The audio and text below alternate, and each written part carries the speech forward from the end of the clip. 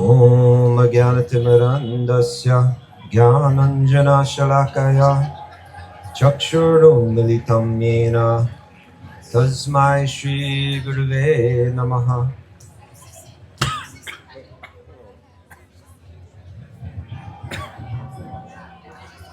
Tava Karakamalavare Nakam Adbhuta Singha Kavita Hiranya Kashipu Tanubringam Keshavadrita Narahari Rupa Jaya Jagadishare Jaya Jagadishare Jaya Jagadishare. Okay, everybody. Oh, your friends here, how are you doing? Questions?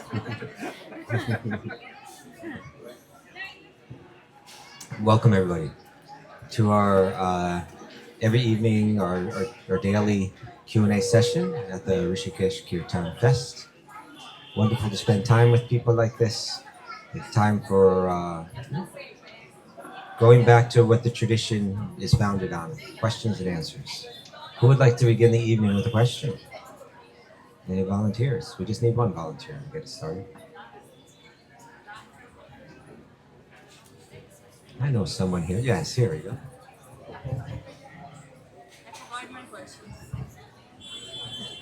I forgot. She forgot the question. I wanna ask. So I just want to ask, like, when we say things which we don't believe, but that are right, we should that give advice to that people or not? If we don't believe things what we say, but it's right for them.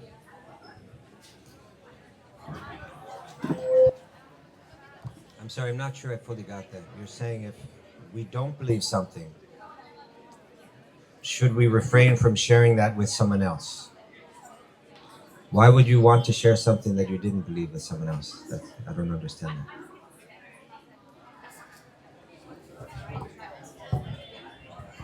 Because I think that would be good for them to hear, like for them to know, for their wisdom. I just think that they want to hear that.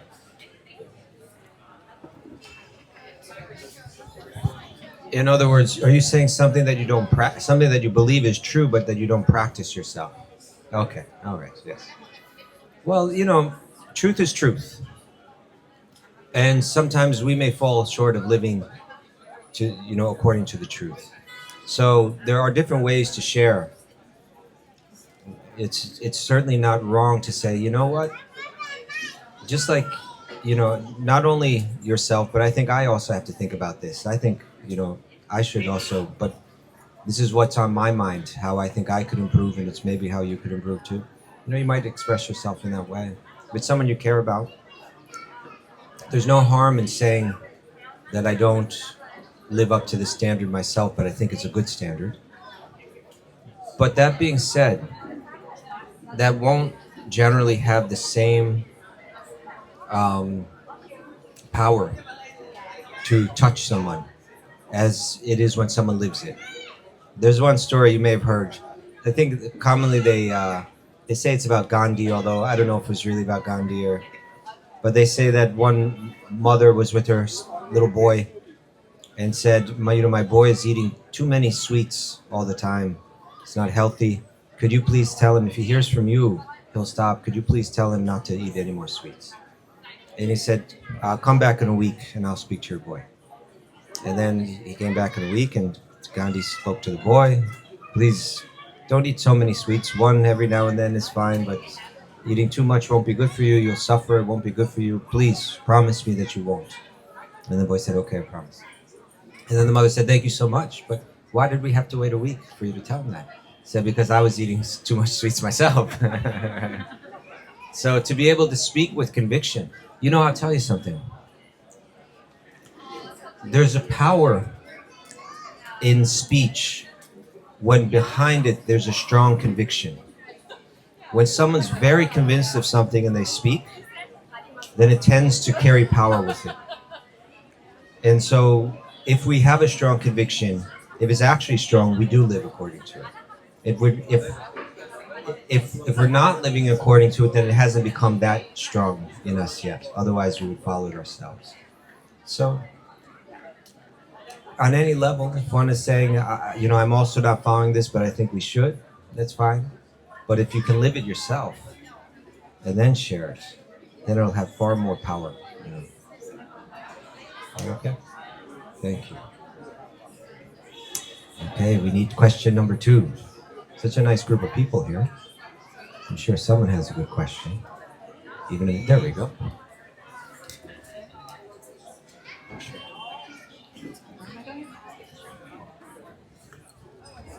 In Indian philosophy, there is 2 concepts, Dvaita and Advaita. So I want to know about that. In the ISKCON philosophy, which philosophy they follow, Dvaita, Advaita? Just heard about Advaita Vedānta, like Aham Brahma. He was asking about that. Is ISKCON following that philosophy or not?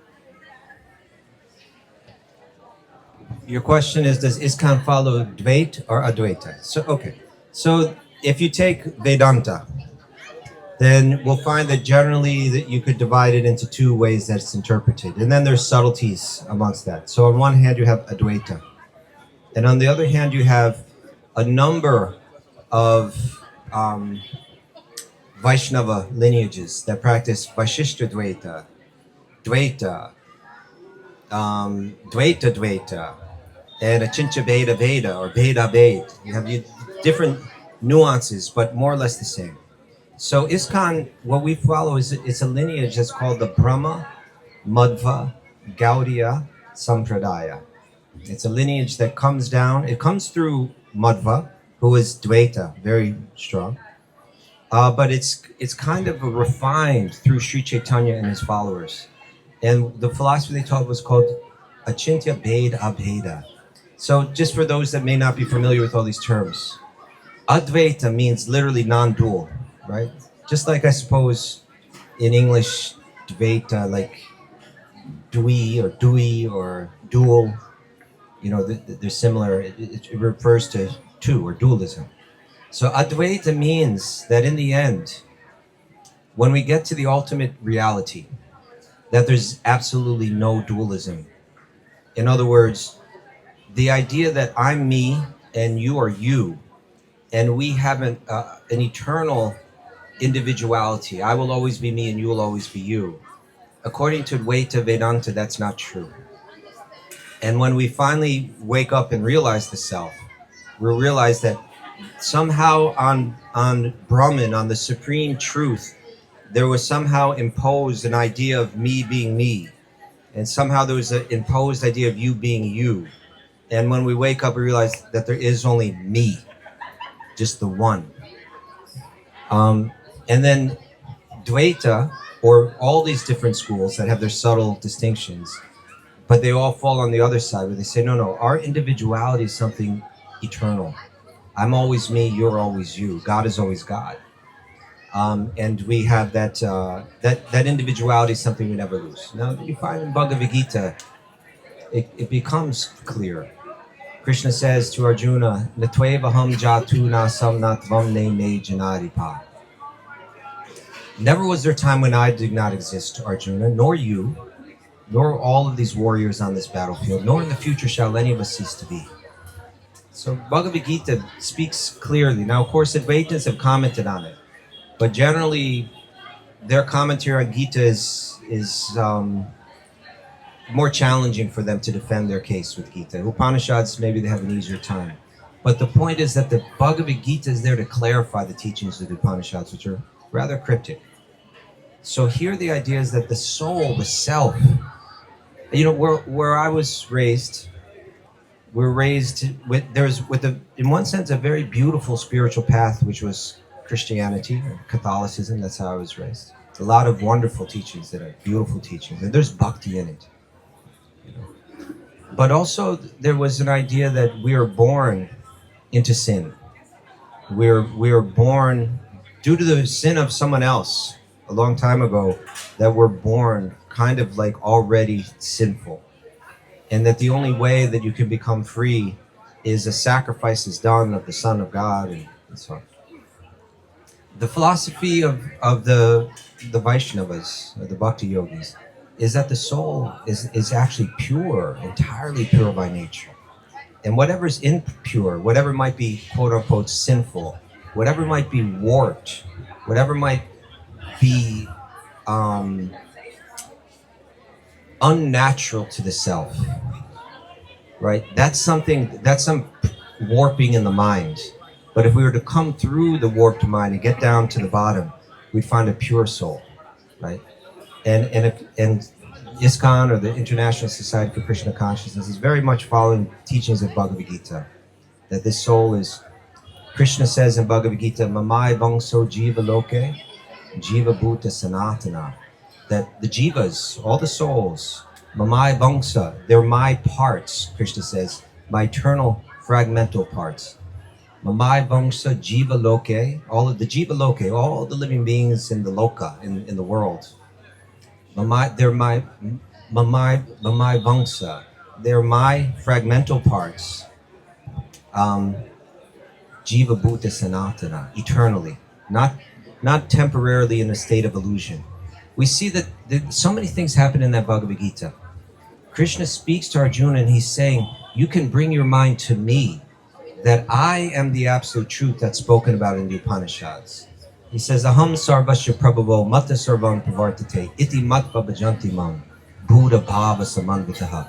That everything emanates from me.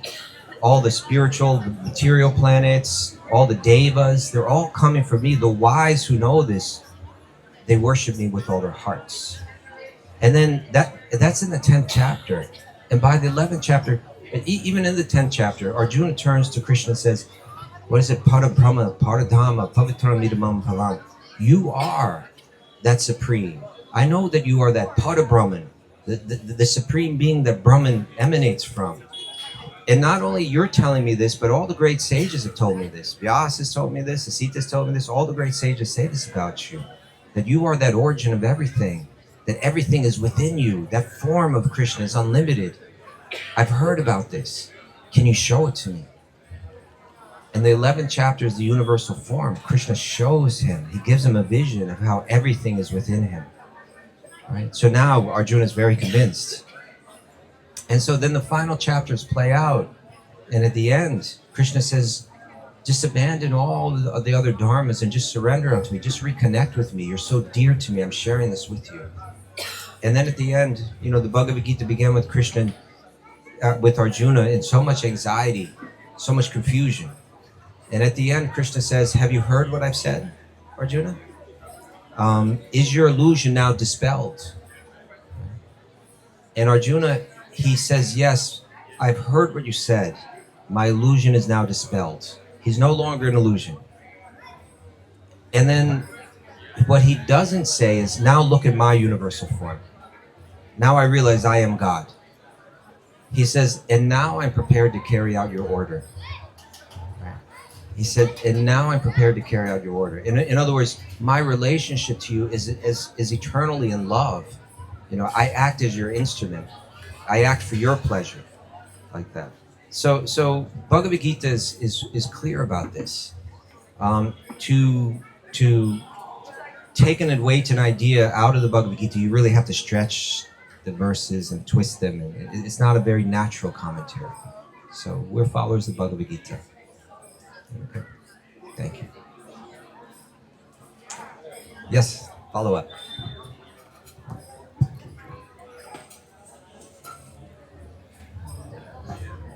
In Advaita, there's come philosophy of observer, or in the Advaita, or there comes a philosophy of observer or Sakshi Bhav.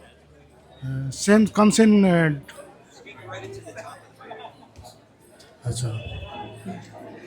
In Advaita or non-dual, there comes a philosophy of observer or Sakshi Bhav. Sakshi Bhav, like an observer. We are just an observer. Observer. Yes, we all are observer. In ISKCON philosophy, there is same concept comes.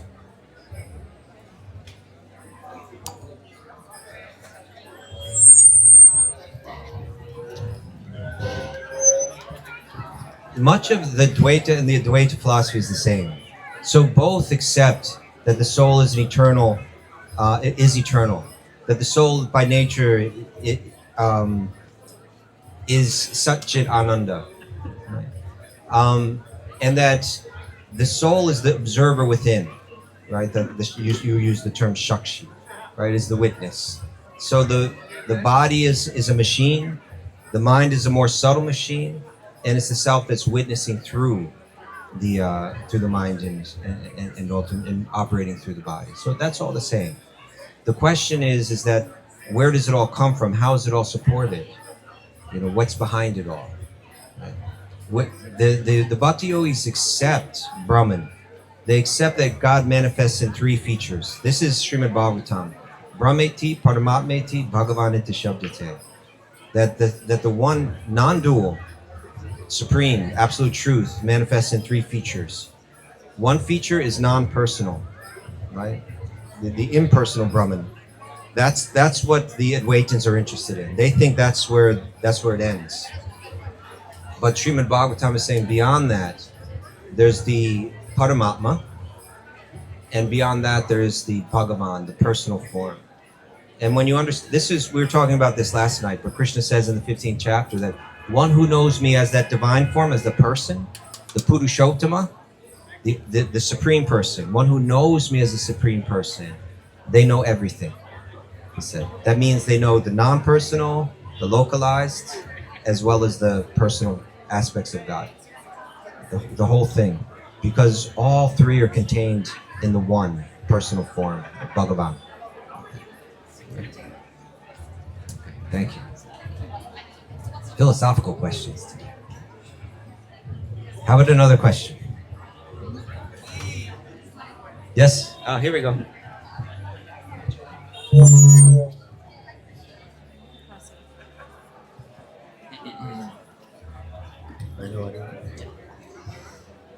Okay, so the other day I wanted to make you the question, but now is the moment. So, okay.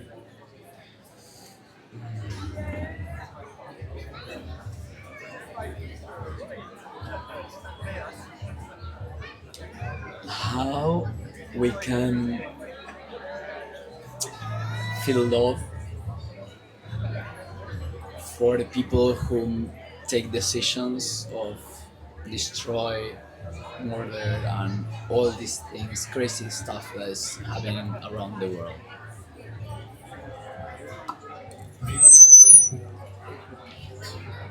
Thank you. That's a good question. Did everyone get it? Like, how can we feel love for people that are destructive, people that are cruel, people that appear to be evil? It's a good question, and this tradition is calling us to love, and it's calling us to love actually truly unconditionally. But if I love unconditionally, am I loving people that are cruel? Am I loving people that are evil? And does it prevent us from preventing them from committing more cruel acts? And so here's the thing. Again, as I was just mentioning earlier, that there's an aspect of the vision of the yogi called Samadarshana. Samadarshana. Darshana means to see. Sama means equally or evenly. And so this is the vision of the yogi. What are they seeing evenly? When we look externally, we see differences. We see some people are tall, some people are short. Some people are male, some people are female. Some people are heavier, some people are lighter. Some people are more intelligent, some people less so. Some people are of this race and some people are of that race. Some people are from this country, some people are that country. Some people are this species, others are another species. All differences. But there's something that's sama, there's something that's the same, there's something that's even across. And that's on the spiritual level. That's the soul. That's what this eye can't see, right? This eye is made of material energy and it's capable of perceiving material energy. But there's another eye of the yogi. And that eye of the yogi is spirit, and it sees spirit. So it sees that although this body is like this, and that body is like that, and this body is like that, there's something inside each body that's making it come alive. There's something inside each body that is conscious and animates the body. And that's the same in each one of these people. It's made of the exact same stuff. It's pure. It's eternal. It's blissful by nature. But it's coming out through a mind. And that mind may be very warped. So just like you have light, pure white light, and it comes through a filter like a colored piece of glass, then that light appears to be colored. You understand? We're really getting down to your question now. You with me? Okay. So if this pure light comes through a colored filter, we look at it and we say, look at it, it's this color. Right? But a wise person knows that it's only because it's coming through this colored glass that light appears to be pink or green or red or blue, whatever the color of the glass is. So similarly, a yogi knows that within there's this pure soul, but their expression, their thoughts, their actions are coming through a mind, and that mind may become very warped due to its experiences in this world. You with me? So why should I hate this pure person that's coming through a warped mind? What we really need to do is try to help that mind, right? And think about this. This is something that really deep yogis have shared with me. They said if you really think about it, every action that we see, not just the ones that appear sweet or kind, but really every action in this world, in one way or another, if you boil it down to it, is either an expression of love or an expression of the need for love. And sometimes even the expression of the need for love comes out in the most horrible and bizarre ways. Right? People will do the most cruel things thinking that it's going to make them loved by the people and so on. It's a weakness in that person. Now, it doesn't mean that we therefore say, let them just do what they're doing. There has to be a justice system. There has to be people in society that are going to stand up, speak the truth. Some people are speaking the truth, helping people understand. Some people may have to actually become, the Justice Department, the police department, the jury, the penal system, and all of that. We need to protect people. So we might even capture, put on trial and imprison someone who's doing horrible things, but we never have to hate them. Really, the more elevated vision is we feel compassion for them. So try to think like this. Try to think like this. Try to not let hate for any living being come in your heart. And again, it doesn't mean we just sit there and do nothing, but it means even if I have to do something, it's done with compassion. It's done with love, because we know underneath there's that pure soul. Is that all right? All right, thank you. It's an important question, especially nowadays. I think we see so much. We see all over, on both sides, different nations all have horrible leaders. How have we become so blind that we allow ourselves to be led by people that are so blind? Somehow we found ourselves there. We all need to start to wake up. We all need to start to see each other on that spiritual level. We all need to start seeing with this Samadarshana, right? I'm from this place, you're from that place. I'm from this religion, you're from that religion, right? But we know underneath we're pure spirit soul. Right? Let's always act as instruments of compassion. We need to raise our awareness about this, speak about it more. Yes.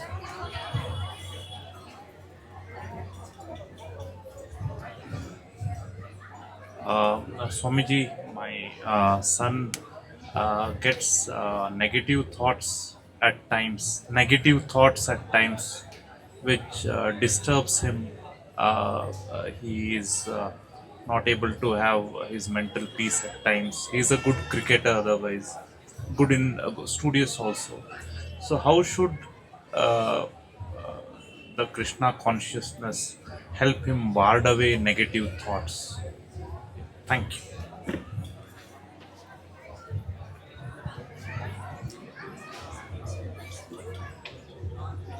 Earlier, our friend here mentioned this word shakshi, or witness. There's something in life that can be very helpful if you understand it. And I always believe we should be taught this when we're children, you know, but most of us were never taught this kind of thing. But that's the ability to watch your mind. Sometimes you can sit still. You can breathe deep, close your eyes, sit peacefully and look at your mind and watch the thoughts come and go. Sometimes those thoughts are pleasant and sometimes those thoughts are unpleasant. But you can watch it. You can sit, and you don't even have to try to change the thoughts. Just witness the thoughts. With me? Does this make sense? Right? You're watching your mind. It's just like you're watching a television or watching a movie. This is where you are. You're right here. Right here. There's a spark. That's us inside. And the mind is like a movie screen. And thoughts are going across it. Some pleasant, some unpleasant. They come, they go. Just like if we look up at the sky. We see clouds. A cloud comes and then it goes. The sun is shining and it's bright. And then a cloud floats by and it covers the sun and it's dark. And then that cloud blows away and then the sun is there again. This is the nature of our thoughts. Not just you, but everybody's thoughts are going up and down, up and down, up and down. Sometimes pleasant, sometimes unpleasant. Now what can really help is if you just know that's not me. That's something that comes and goes. It comes and goes. It always comes and then it always goes. And I'm unaffected. I'm fine. I'm safe and I'm fine. And I can watch this come and go. So it's not that I'm happy and then I'm sad. But it's my mind is happy and then my mind is sad. And I'm watching my mind go through these changes. If you can learn to slow down. Sometimes what helps is if you sit still and you sit with your back straight and you close your eyes. And then you breathe, maybe for a few minutes. You can bring your mind to your breath and just let the breath come in and come out. Come in and come out. Come in and come out. And when you do that, what it helps you do is you forget about the past, because your mind is going right to your breath. So you forget about the things that have happened in the past that maybe disturb you or bother you or you feel bad about. You also forget about the future, what you want things to be or what you're afraid things are going to be like. And your mind is just absorbed right in the now. And from that place, then you can keep your eyes closed and watch your thoughts a little bit. Watch them come, watch them go. And think of it like this. Krishna says in Bhagavad Gita, this is text 2:14. He says, Matra sparshas tu kaunteya, sitoshna sukha dukkha da, agama payano nityas, tangs tikshasva parata. Krishna is speaking to Arjuna. And Arjuna was in a place where his mind was very disturbed. He couldn't have peaceful thoughts. And Krishna said, the non-permanent, you understand non-permanent? The non-permanent appearance of happiness and then distress, happiness and sadness. They're like the winter and summer seasons. One must learn to tolerate them without being disturbed, O Arjuna. And he's saying, and the next verse says, if one can do that, they become qualified to become free, liberation. Right? But that's the thing. It's just like winter and summer. Here in India, you're from India. Where are you from? Chennai. Chandigarh. Chandigarh has winter and summer. Yeah. Not like where I'm from. Where I'm from in New York. I'm from New York. Winter is very, very cold. Have you seen snow before? Where have you seen the snow? Up in the mountains? Huh? Himachal. Okay, so you've seen snow. Right now in New York City, the snow comes up this high. Right, it's very cold. You don't know how cold it can be. So cold that if your skin is uncovered, very quickly it begins to hurt. It's so cold. But when it gets cold, everybody knows, yes, it's very cold, but we know that this will go away. And then it'll become warm again. And then when it becomes hot, it becomes very hot. So just as we know that the seasons are going to change, we don't become too upset. Similarly, we know pleasant thoughts come, and then unpleasant thoughts come along and push away the pleasant thoughts. But we know that later, not long at all, that more pleasant thoughts will come again. So we can just be patient. Understand, this is the real important key. It's not that I'm happy or I'm sad. It's that my mind is happy and my mind is sad, and I'm peaceful underneath. You can think like that, I'm peaceful underneath. And if you can think like that, a little bit of practice, it becomes natural.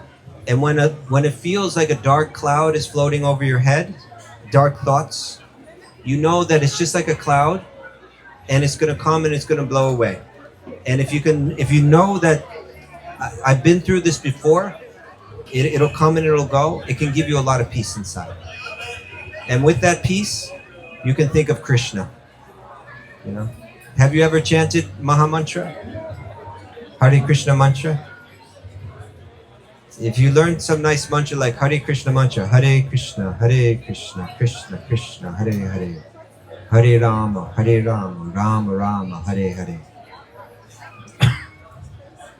This mantra has given me great peace in my life. Even when things are difficult, things are scary, things are depressing, sad, I know that it will go. And when I say Hare Krishna, I know that within my own heart, I'm there and God is also there. God is with me inside. And by chanting that mantra, I feel the presence of God inside me. So all of these things may be helpful for you. Thank you very much. It's a very good question. The way that you feel, everybody feels that way. The fact that you are sensitive to it at such a young age, it's a good sign. It's a good sign, and it means that by the time you're a little bit older, you will have already figured this all out. That's a good thing. Okay. Thank you. There you go. People struggle a little bit with their mind. Everybody, yes. Raise your hand if you struggle with your mind. You see, everybody. That it's okay. Yeah, when we realize we're not the mind, we become so much more free. So much easier to pass through this world. Okay, thank you. Good question. Any other questions? Yes, sir.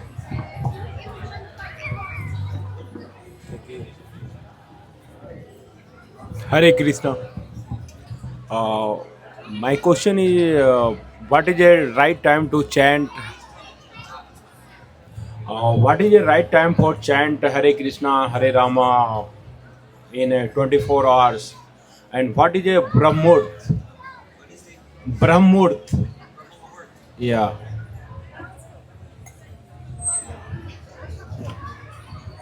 All the time is a good time to chant the Mahamantra. Anytime, every time. But Brahma Muhurta is a really good time. Brahma Muhurta is the time just before the sun rises. And that's a time that's very good for spiritual practice. It's very good for peace of mind.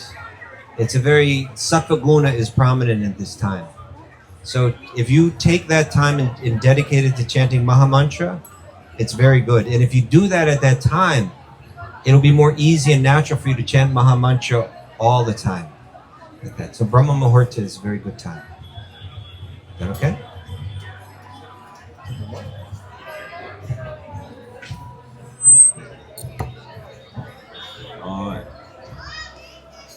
I am talk with a lots of sadhu and sant in India. They worship for the Lord Shiva, but they not discuss any time. But some sadhus here discuss about the osmic energy. Yeah, osmic energy, and Brahma Muhurta is right perfect time is at 3:15, 3:15 early morning. But it's not possible for everybody get that morning for Brahma Muhurta Puja. I am also worship for Brahma Muhurta to Lord Shiva. But what is exactly? I want to means like 3:15 is something time is Brahma Muhurta, or before sunrise I can do also. Can I also ask a question following this? You know, Brahma Muhurta may change according to the moon cycles and so on, or the sunrise, the solar cycles. So whether it's 3:15 at one day, it might be a slightly different time on another day. But that time early in the morning before the sun rises in general is good time.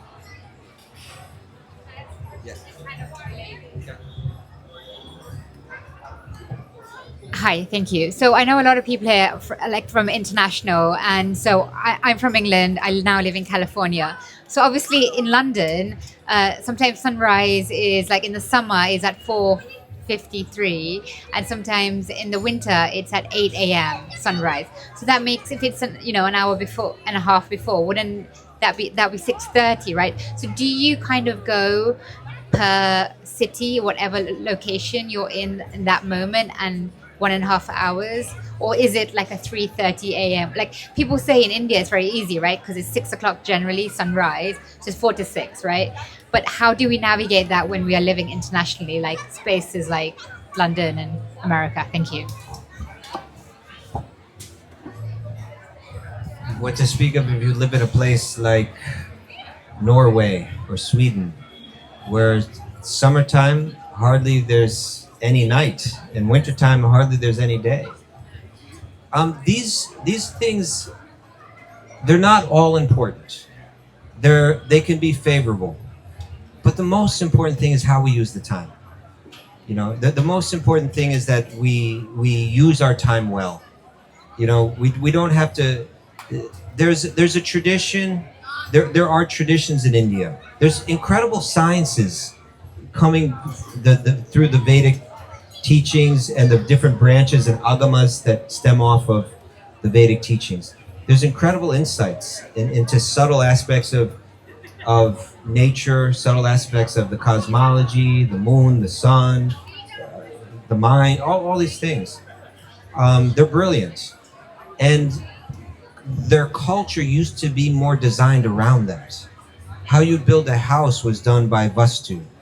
When you were born, the exact moment that you were born, people would know what kind of rituals would be suitable for you, what name to give you, what gems you might wear, what yantras you might place in your home. All of this stuff, there's truth to it. Of course, in this day and age, we're not as good at applying it, and our culture is not designed around it. So it becomes more challenging to, for instance, you know, most people have jobs that start at the same time and that aren't adjusting according to the lunar or solar, phases. And we have to be at work at a certain time. We come back at a certain time, and so it's not always easy to live that life, and that's okay. There's certain things that will be more troublesome to harmonize with or to apply, but it's just most important is that we apply the really important things, right? Let's look at the important things.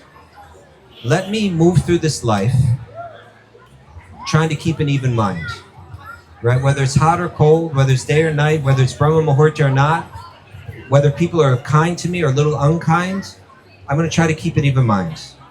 Let me try to respect every living being. Let me try not to cause harm to anyone. Let me live a life of kindness. Let me live a life of relative simplicity. I don't need so much to be happy in this world. I can minimize my needs. That is more important than Brahma Muhurta, right? If you complicate your life with so many unimportant things, you can try to meditate during Brahma Muhurta, but you're going to have trouble.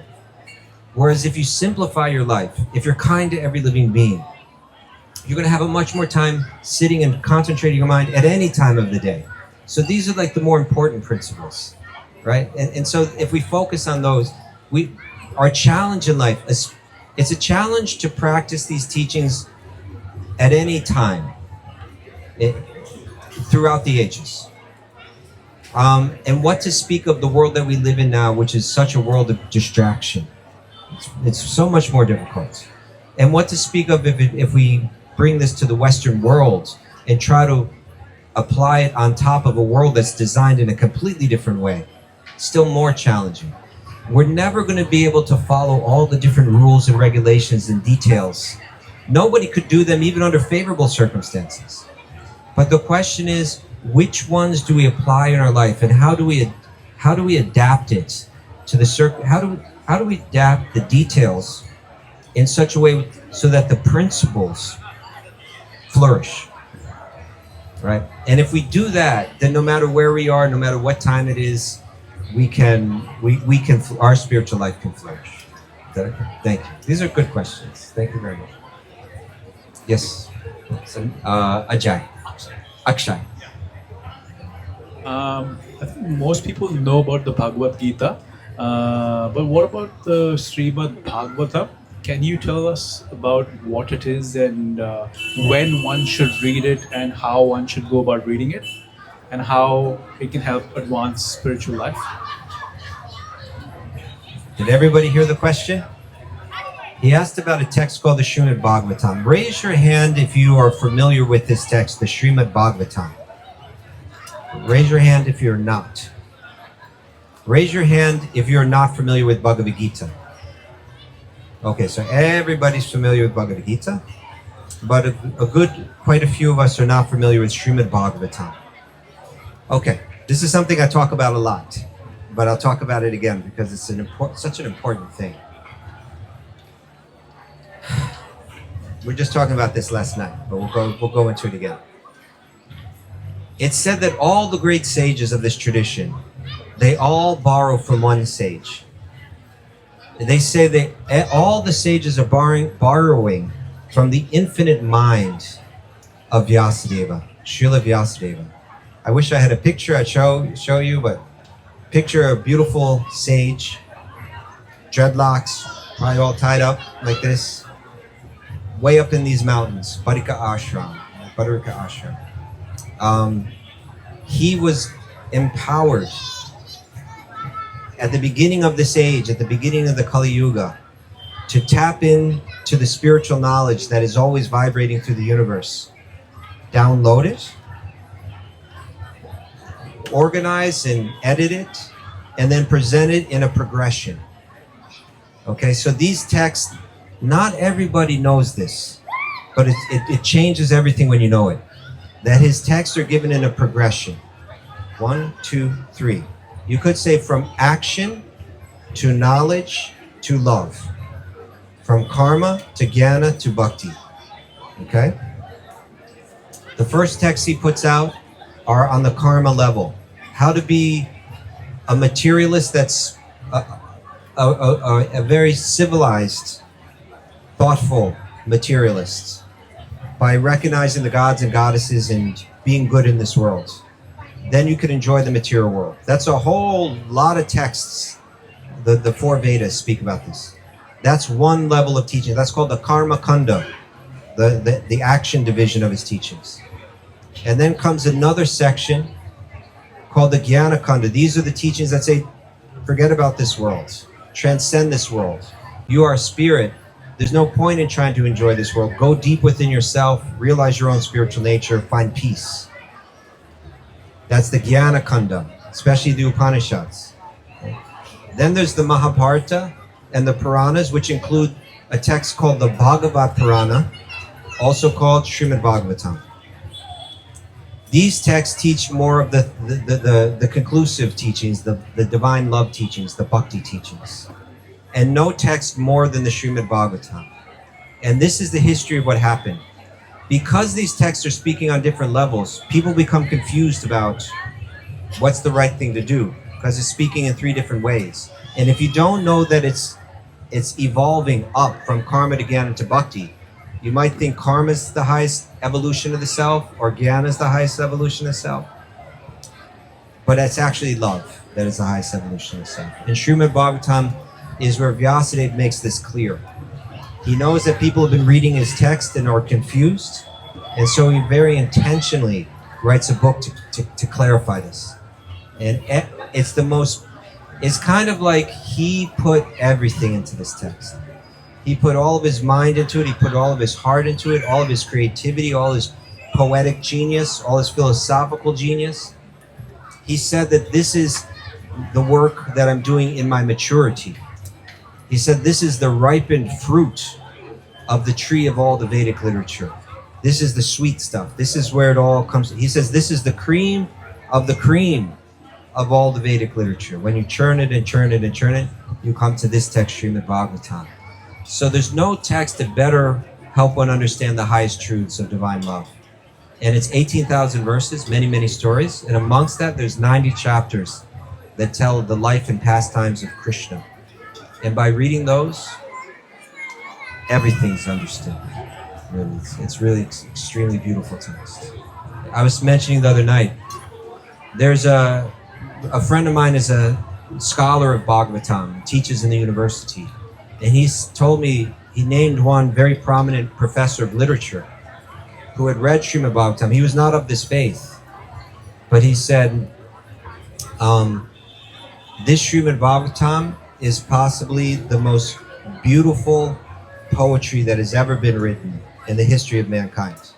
So even just on the artistic level, it's extraordinary. But on the theological level, what it teaches about the nature of the self and the nature of God is incredible.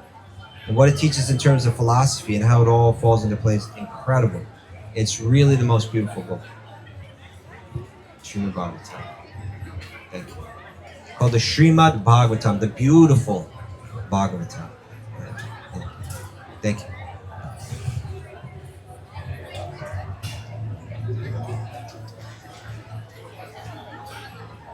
Hi, Hare Krishna. My name is Meenal, and my simple question to you is that we are all souls and we are here to experience life because we have to go and transcend to Vaikuntha. That's the destination for all of us. And being myself spiritually in the journey, I have realized that always we ask questions that why the wrong things are happening to us. So for example, everything what is happening over here or in the world, it's all illusion, right? So once the soul understands that it's all illusion and the materialistic world that we are living in is not to chase for, but to protect the nature is the true sense of being for a human being. I would like to know from you, what is the sole purpose of we all being here? How to find one's sole purpose without getting stuck in the loop? That would be my question.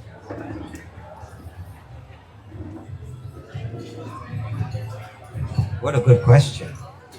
And you know, there's different ways we can look at it. In one sense, we have a purpose in this world. And in another sense, God has a purpose for us in this world. And when we understand that purpose, then we break free, right? So it's a question of us understanding that. So you've heard in the Upanishads, it mentions that there are two birds and they're sitting on the same branch. Have you heard this before? It's a very ancient teaching. It's in several of the Upanishads. That two birds are sitting on the same branch of a tree. One of the birds is trying to taste the fruit on the tree. And sometimes those fruits are sweet, and sometimes those fruits are bitter. That bird represents us. The branch of the tree represents the body. And the other bird is the Paramatma, that's God within our own heart. Okay? God isn't trying to taste the things of this world. God has no interest in this illusory realm. We're thinking, I'm going to find some happiness here. We do find some, but we also find pain as well. We find both sweet fruits and bitter fruits. When we taste enough of the bitter fruit, we may turn back to the other bird, right? We may turn back to God within our own heart. It says the other bird is just waiting for the first bird to stop trying to taste the fruits and turn back and reconnect, right? So how will we realize that? You know, why do we suffer in this world? You know, nowadays we can use analogies like virtual reality. You've heard of virtual reality, right? Imagine if you were in a virtual reality, okay? Like you had headphones on and goggles and all this equipment, and it was so realistic that you got lost in it and you forgot that there's a real world outside. And so you're trying to taste the pleasures in that virtual realm. And then imagine if someone said, she's so lost in there, I want her to come back out to the reality. But they also understood that you need to come out based on your own decision. If we were just to take you out, then even though you're out, you'd want to go back in. Right? So you need to come to this decision on your own. Okay? Because this virtual reality, all your desires are being fulfilled in there. If you want to fly, you can fly in the virtual reality. If you want to be famous, you can be famous in the virtual reality. If you want to have lots of money, whatever it is that you want, you can do it in the virtual reality. But now I've seen you're lost in that virtual reality. And I want you to come back out to the real world. So what I do is I take a program, I download a program, and I install it into the virtual reality. 2 programs. Okay? One is called Time.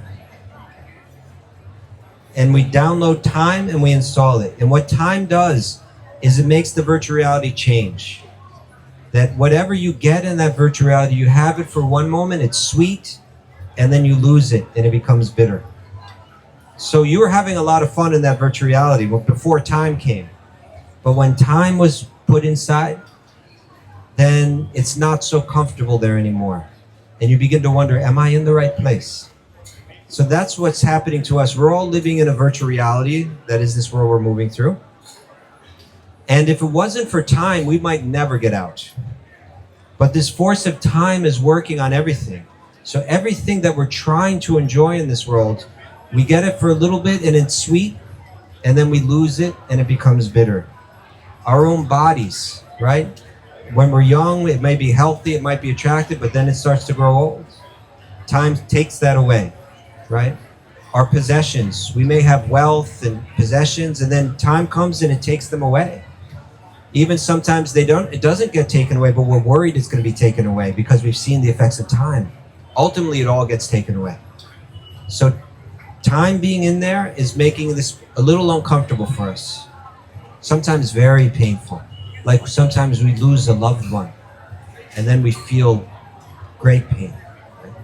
So Time was one program. Then there's another program we're going to put in and install. And that's called Karma. For a while you were moving around the virtual reality and it didn't matter what you were doing. You weren't held accountable for anything. But once we download and install Karma, this new program is operating in the virtual reality. And everything you do, you have to be careful of that. Because before you were just pursuing your desires and you didn't have to worry about anybody else. But now, if you're insensitive, if you're unkind, whatever you put out into the world is going to come back at you. So on one hand, it means you have to be careful. But on the other hand, it's helping you become a better person. It's helping you to become kinder, more sensitive, more generous. And all of these things are very good for you to exit the illusory realm, because the nature of the reality is that it's a realm of kindness and sensitivity and care of others and selflessness, and ultimately it's a realm of love. You said Vaikuntha, right?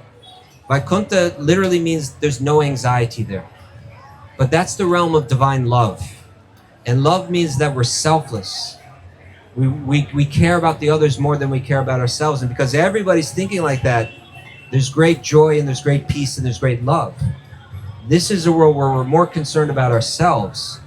And so that Time and that law of karma are meant to help us, one, become more sensitive and kind and generous, etc. And the other to say, I don't know if I belong here.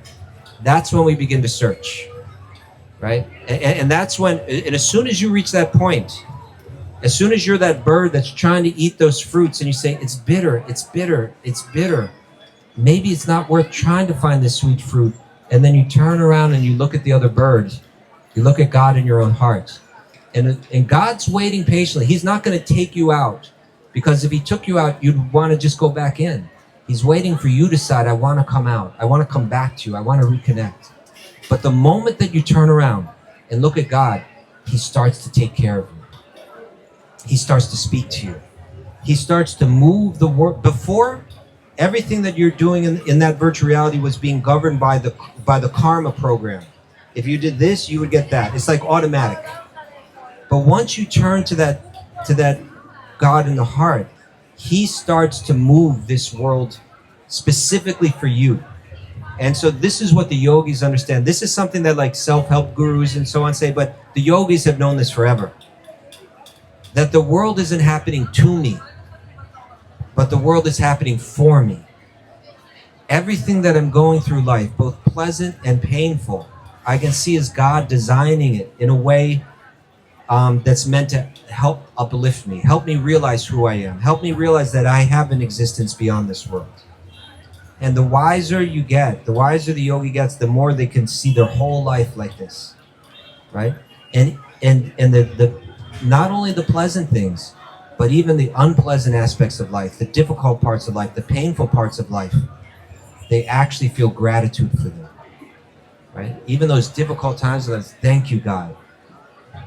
It hasn't been easy for me, but it's helped me grow. It's helped me understand who I am. It's helped me understand what this world is, and it's helped me understand who you are. It's made me all the more determined to reconnect with you. Right? There's a verse in Bhagavad Gita, towards the end. Krishna says, Mach chata sarvadurgani, mat prasada tarishyati. He says, Mach chata, if you remain conscious of me, sarvadurgani, all of the difficulties in life, mat prasada, by my grace, tarishyasi, you'll cross right over them all, right? If you remain conscious of me, right, by my grace, you'll cross over all of these difficulties, right? Even as he doesn't say all the difficulties in life are going to go away, but he's going to say, if you reconnect with me, if you're conscious of me, if you're living in consciousness of me, then you'll be able to cross over all these difficulties in life. So this is what we're doing here in this world. We all have the opportunity to wake up. Some of us are more determined to stay asleep, and some of us are more determined to wake up. But sooner or later, when we feel that pain, we turn back to that other bird and we say, "Help, help me." Is that okay? It's a very nice question. You think a lot about these things? Yeah. Do you read Bhagavad Gita? Have you read Śrīmad Bhāgavatam? Do you know that text? Oh, very good.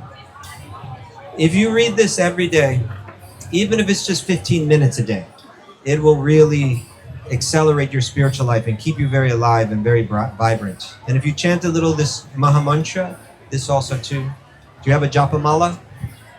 Yeah, if you chant even just one time around Mahamantra, 15 minutes, obviously if you do more, it's still better. But even that will be very good. You're a student? What do you do? Teacher? Musician? Acha. What instrument do you play? Okay, very nice. Very nice. I would like to hear you play someday. Thank you for your question. Other questions out there? Yes. Hello, Guruji. This is my first time in Rishikesh, and I am experiencing a lot of new things. You know, some of the experiences I've never thought of. And the place where I'm gonna, there are a lot of distraction. The positivity that I get here, how would I sustain it with the persistence, and how I continue my spiritual journey along with my work, and what are the right things to do when I get back there? What are the things I have to take care of? And because nobody talks about this there, they'll talk about distraction or some material things. The atmosphere is very different there. So how would I continue this being with how would I be Vibhishana in the Lanka?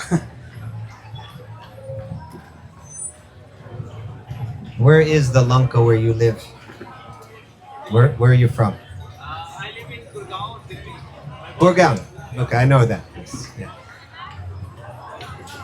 My friend, there are worse places to live. but it's challenging. Delhi is a big modern city, and as you say, there's so much distraction there. And you can come to a place like, unfortunately, I'll say, even in Rishikesh, the good thing is there's lots of holy people here. The unfortunate thing is it's also that world has entered in a big way here. True? You see it? It used to be that when you would come into Rishikesh, there was a sign and it said the yoga capital of the world. And they've changed the sign now. Now it says the yoga and adventure capital of the world. Right? So people are coming here for different reasons. But still, it's powerful. And people, just like we're here right now, spiritual people gather here. And that's what you're going to have to find in Gurgaon as well, right? There's several things. Now, there's different ways. There's something inside you and you want to keep it alive, right? There's a spark of spirit. You want to keep it alive. You want to fan it. You want it to grow. There's two ways to keep something like this protected. One is to isolate it, right? So that would be walking away from Gurgaon, walking away from Delhi, and isolating yourself so that none of those distractions affect you. But that's not going to be practical for most people. So you won't be able to isolate. But there's something that you can do. Insulate. Okay, insulate. Like when the astronauts go out into space, they get this spacesuit, whole thing's all covered up, and they've got their oxygen inside there, right? Even though they're going into a place where there's no oxygen, inside that suit, they have their own environment, the environment that they need to be healthy. And so you need to find a way where you're insulated as you move through your world. And so you have your healthy environment with you all the time. But that'll take a serious effort in life, right? But there's no better way to spend your time and energy than in that effort. You'll get the most return for your investment, right? So let's go down a checklist. Do you have a checklist of the spiritual things that you do in life to help insulate you? Have you thought of this before? A bit? Yes? Okay. Because we have to have a strategy, right?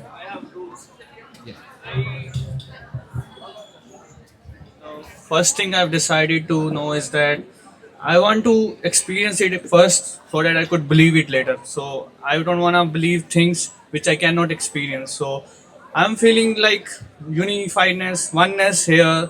Everybody is, talking about the same thing, to think beyond yourself and to think about the consciousness which is beyond yourself.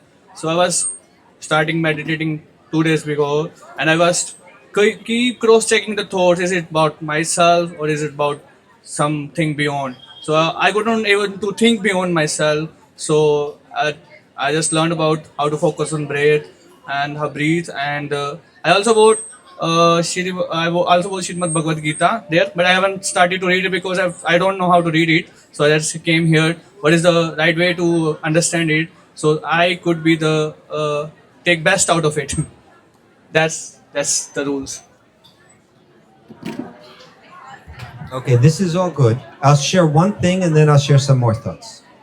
You said that you want to experience it. That's very good. But what we can experience in the beginning is going to be very small. It will grow if we keep walking. It's kind of like if I said, I want to get to China. I want to know what it's like there. So one way to say is, well, I want to experience it for myself, and that's fine. But I'm not going to be able to experience it just standing where I'm at. I'm going to have to hear from people that know about it, that can tell me about it, and can tell me how to get there. And I have to follow them. And a lot of time I'm going to be following it, I'm not going to be in China yet, right? Like I'll be walking, say I had to walk there. You'll be walking, you're still not in China. And someone could say, what are you doing all this walking? Because I want to get to China. Well, have you ever experienced China? No. But I've heard from people that have. And they've gained my trust that they know the path there. And so there are deep, powerful, wonderful, blissful states of spiritual awareness that we may or may not be experiencing. We want to experience them, but to get there, we're going to have to place our trust in people who have achieved those states. hear from them about those states, have faith in that. Faith is really important. And then begin to walk towards that. So experience is wonderful, and we want to get there, but it's not cheap. And if we're demanding that I experience it now, then we may never take the steps to get to the point where we actually do experience it. Okay, that's one thing. And then another thing is, as we're saying, you're telling me it's you called it Lanka, right? Like, in other words, it's where you're living from. In some ways, it's a realm of the asuras, right? It's a place where there's a lot of materialism going on, and that's a great distraction. That's very powerful energy. Krishna says, "Daivihesha gunamai mama maya duratiya," that this material energy is very difficult to overcome, right? But he says, "But mamevaye prapadyante, mayamektam tarantite." But if one surrenders unto me, again, they can easily cross beyond it. So this is, how will I stay connected? How do I surrender? What is it that I surrender, right? We're going to surrender our time. We're going to surrender our thoughts and our mind. We're going to surrender our words. We're going to surrender our behavior. All of these things are going to be really important. We can make a real offering of them to God. And you can make a strategy how you're going to move through life insulated. How you're going to move through life so that even though you're moving through a world that's not favorable for your bhakti practice, you will be able to maintain it and thrive in it, right? There's so many ways you can do this. First of all, it's going to be sadhana, that you do practices and you do them daily. You can't do them once in a while. You can't do them once a week. You have to dedicate some time in your day exclusively for these spiritual practices. And that should be essentially reading Bhagavad Gita, reading Śrīmad Bhāgavatam, chanting Mahamantra. Like this, all of this is very good. Vegetarian diet of where all the food is offered to God as prasad, this is all very good. This is the beginning of your strategy. You'll get so much from this. And then as you're reading Bhagavad Gita, and it's informing your intelligence and purifying your mind, your day will go something like this. Are you ready? How do you get to work? You drive, you take on the metro. Okay, perfect. So you're on the metro, you've read your Bhagavad Gita that day. And as you're on the metro, most of the people on the metro are thinking, I gotta make some money, I gotta make some money, I gotta make some money today, right? Why? Why do they need to make some money? Because I'm gonna be able to buy the things in this world that are gonna make me happy, right? You're not thinking like this. You're going to make some money. There's nothing wrong with that.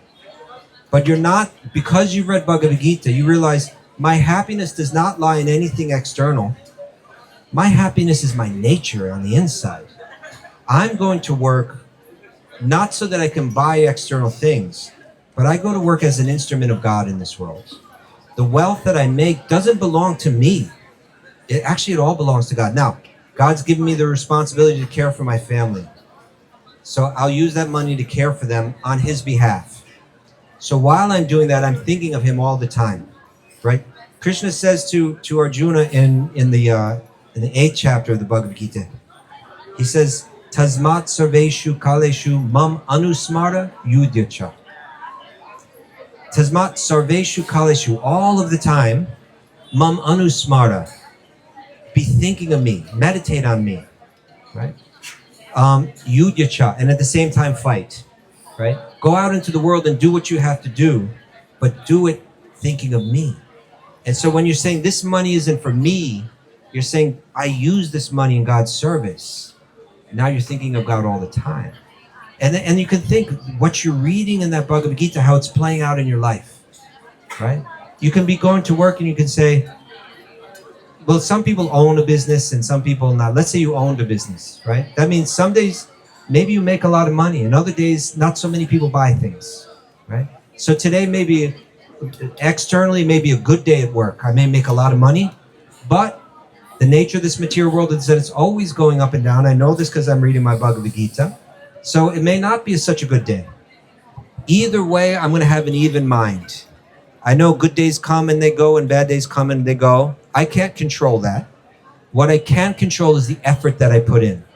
I'll put in the full effort And ultimately, I leave the results up to God. My mind will be even either way. Some people, as I pass through my day at work, some people may be kind to me today. Pleasant, nice to be around. Other people may be not so kind. They may be cruel to me. They may be rude to me, right? Either way, right? If people are kind to me, I'll respond back with kindness. If people are not so kind to me, what will I do? Yeah, I will remember what I read in the Bhagavad Gita. I'll remember that this uncomfortable, rude behavior that's coming my direction, it's my own karma, something I've done. I've been just like this in the past to someone, somehow, right? Now it's coming back to me. I accept it as it is. I'll respond to this unkindness with kindness, right? I'll break the cycle of the karma, right? So I'll recognize that underneath this rude behavior is a pure soul that's dear to God. Let that soul be just as dear to me as that soul is to God. And even if they come at me with this kind of energy, I can return with positive energy, right? Let me, as I pass through this day, always be aware that there's nothing external that I need to find my happiness in. That happiness is within me all the time. You can meditate like this because you're reading Bhagavad Gita every day. You hear and then you reflect. You hear it in the morning when you're reading. You reflect on it as you go through your day. And you know what happens by reflecting on it as you go through your day? It becomes realized. It goes from what they call jnana or knowledge to vijnana or wisdom. And when you begin to develop that wisdom in your inner faculty, then you're able to pass through life with a state of peace of mind, no matter what's going on. And that peace of mind is going to become so valuable for you when you sit down to meditate, when you sit down to chant this mantra. Then you can, without that, your mind is always distracted. But with that, you're able to deeply absorb your mind. You chant that mantra, and it's not like you're thinking of this and you're thinking of that and worried about this and upset about that and confused about this. No, you know exactly what you're doing. You're taking your entire awareness and you're riveting it right to this powerful spiritual energy, and you're coming out transformed. Because when you absorb yourself, we do these spiritual practices, but when we do them, it's always good to do them. But when we do them without absorption, they're not nearly so transformational. So therefore, all of that you're doing through your day, being kind, being generous, seeing the soul, keeping an even mind, realizing I don't need external things, reflecting on all of this wisdom, all this knowledge, allowing it to grow and mature until it becomes your own wisdom. It's going to give you that opportunity to connect to this mantra, to connect to what you're reading, to feel it inside, and really be transformed. And you will become free in this lifetime. You will become free in this lifetime. But it's got to be our priority in life. It's got to, these states of consciousness, they're available to all of us. When you read these books, you could, chapter 6. When you read these descriptions in these books, it may sound like this is too much. Maybe this was for people that lived a long time ago, lived up in the mountains or something like that. But it's for all of us. We can achieve these things. That's why it's in these books for us. So we should never feel like we can't be real yogis, that we can't transform in this. I want to read you a few verses from Bhagavad Gita. Bhagavad Gita, it's text 6:20 through 23. In this state of perfection, called samadhi, one's mind is completely restrained from material mental activities by the practice of yoga. This perfection is characterized by one's ability to see the self by the pure mind and to relish and rejoice, not in external things, but to relish and rejoice in the self. In that joyous state, one is situated in boundless transcendental happiness, realized through transcendental senses. Established thus, one never departs from the truth, and upon gaining this, he thinks there is no greater gain. Being situated in such a position, one is never shaken, even in the greatest of difficulties. Okay. Interesting state of awareness. Yes? Intense inner joy. When you feel it, you feel like there's nothing more that I could ever want in this world. I've got it all. And that no matter what happens externally, it can't shake you from it, even the greatest difficulty in life. I've seen people achieve this state of awareness. I have. I've known people that have done it. You want me to tell you one story? We don't have enough time, I'm sorry. No, I will share this story with you. There's one, I became a monk when I lived as a brahmachari between ages of 21 up till 33, 34. So like 13 years as a brahmachari. I had the great fortune of having senior monks like Indrajuna Swami here, who's one of them, that were my role models and mentors in life. They taught me the Bhagavad Gita and these sacred texts. They taught me how to live, how to practice sadhana, all these things. And one of these men was a beautiful man. His name was Bhakti Tirtha Swami, African American. Grew up in difficult circumstances, but as a boy he did well in school. He got a scholarship to go to Princeton University. Princeton University is one of the top schools in the United States. And there he was exposed to all kinds of ideas. And among them, first have you ever heard of a Black Panther? Not in the jungle, but in America, back in the 60s, there was a group called the Black Panthers. They were like civil rights activists, bold. He became one of these Black Panthers. And then he was exposed to more full-on spiritual teachings. And he became attracted to that. And then he became attracted to Krishna consciousness or Krishna Bhakti. And he really took it up with a full sincerity. He was a beautiful man, like even physically beautiful. Like he had very dark complexion. His body was almost like athletic. And he was full of kind of joy inside, And he was courageous. I'll share with you one of the services that he did. One of the sevas that was his seva, his service to God. Back in the communist days, when Eastern Europe was, they used to call it the Iron Curtain, right? All those countries are communist countries. The Bhagavad Gita was illegal in those countries, okay? If you got caught with the Bhagavad Gita, and I'm not exaggerating when I say this, you could be thrown in a labor camp and die in that labor camp, right? It happened to many people. Right? He used to smuggle Bhagavad Gitas into the communist countries at great personal risk. And he would be the only Black person in the entire country, so he was not exactly inconspicuous when he was there. But he was so determined to serve that he took this kind of risk. And he became learned, and he became a beautiful example of how to live a life of bhakti. He became a guru. He had many, many followers, and among them are famous people like Nelson Mandela. He was a counselor to Nelson Mandela, Muhammad Ali, many others. So he lived a beautiful life. You used to see him chant and dance in the Kirtan. And he was like, it was a beautiful thing to see, full of joy. And then one day, he went to his doctor to have a checkup, and they discovered that he had cancer. He was relatively young. He must have been in his late 40s, I think. And they said it was cancer. They found it in his foot. And they said it's a very aggressive form of cancer. They said it's so aggressive, we have to tell you, our advice to you is that you amputate the foot immediately. And so he said that nobody wants to hear that kind of news. But he said, because he was a yogi, because he was a bhakta, because he had been reading these books and meditating on them and chanting, he said, my body ultimately belongs to God. I use this body in the service of God. If in order to continue to use this body in God's service, we have to take this foot, then take the foot.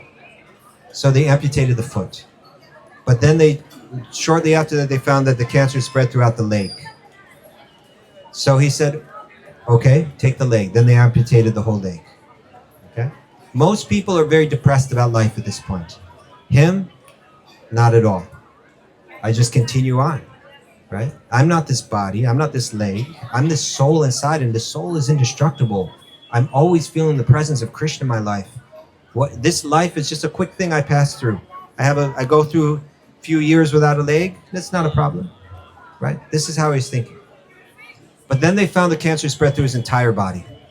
It was aggressive, and it was, at a certain point, they say it's, what's the term they use? Huh? Terminal. It's terminal. We might be able to delay it, with different treatments for some time, but it will take your life relatively soon. So he opted to not take all those treatments. He said, I've tried to show my followers how to live a life dedicated to God, and now I'll try to show them how to die dedicated to God. And so there is a farm in America where it's kind of like a bhakti yoga farm. And he said, I'm going to go there. I'm going to spend my last days there. Anybody that wants to be with me, they can come. What I'll be doing is hearing Bhagavad Gita, Śrīmad Bhāgavatam, and chanting Hare Krishna. So I saw him briefly at that time. His body was emaciated. He had no leg, but he was blissful. He was happy. He was as blissful as you'd ever see him. And one of my gurus was a very close friend with him. His name's Radhanath Swami.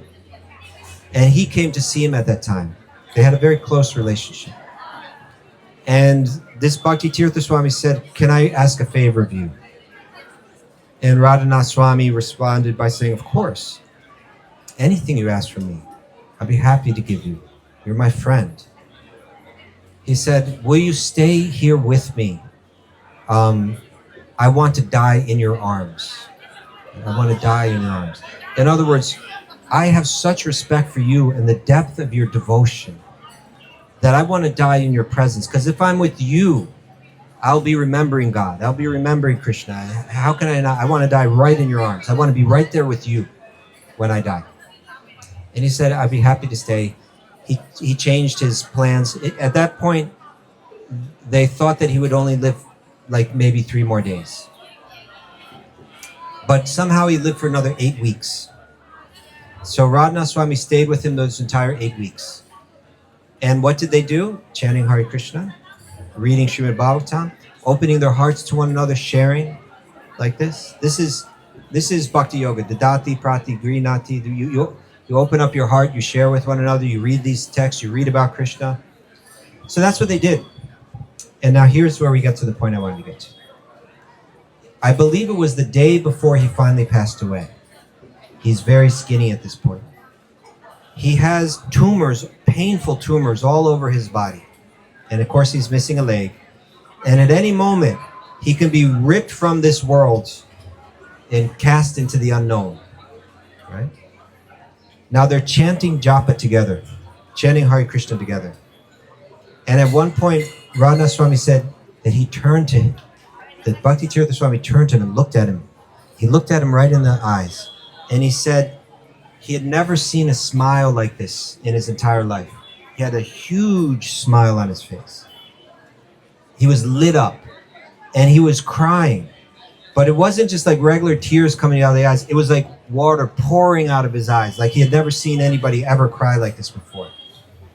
And he turned to Radhanath Swami and he said, Radhanath Swami, with his huge smile and tears pouring down, he said, life just doesn't get any better than this. We've made it. We've made it. Now think about this. Most people at that point would be saying life just couldn't get any worse than this, right? He's saying life just couldn't get any better than this. And he's not just saying it, he's crying huge, he's got this huge smile. This is what Bhagavad Gita is saying, wasn't it? That you'd have this joy within, that when you feel it, you feel like there's nothing more I could possibly gain, there's nothing better than this, that you can't be shaken even under the most difficult, trying circumstances, right? He's got cancer, he's missing his leg. We can achieve these states.